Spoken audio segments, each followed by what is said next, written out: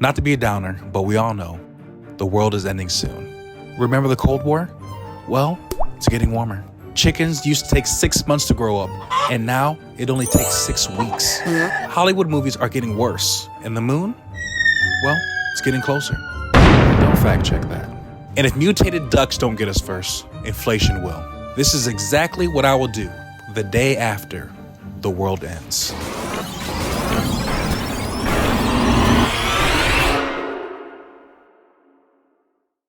Here's me. Yes, the after the world ends me. With my huge arms and heart of gold, I'll be going around from restaurant to restaurant, looting their freezers while they still have electricity. With my collection of food supplies and hordes of gasoline, I will set my destination for Canada. Because, well, it's Canada. Of course, I'm gonna need adequate and reliable shelter.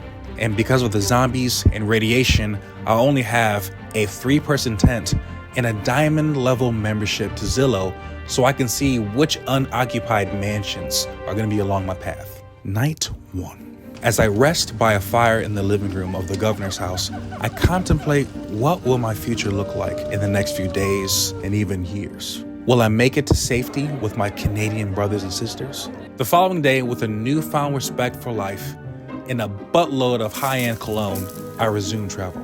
I find a weary traveler. Traveler, with whom do you make travel with? I travel alone and I trust no one. Very well then. As I drive off, the fumes from my vehicle attract the monsters who have been birthed from these end times. They don't eat the traveler, but they force him to watch reruns of This Is Us until he can cry no more. He never stood a chance. Months have passed and I've never stopped moving. Humans are few and far between, but each one looking to fend for themselves. If they only knew, I had so much Olive Garden I was willing to share, but nobody asked.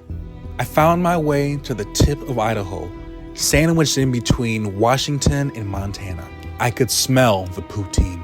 Right at the border, I see a giant zombie attendant, just waiting to chew me out and to chew me up. With my bazooka, I blast him 30 meters high into the sky. I pat myself on the back because that was awesome. I look behind me and say goodbye to the only place I've ever called home. And as I step on through that Canadian border, I turn around and I say, never gonna give you up, never gonna let you down, never gonna run around and desert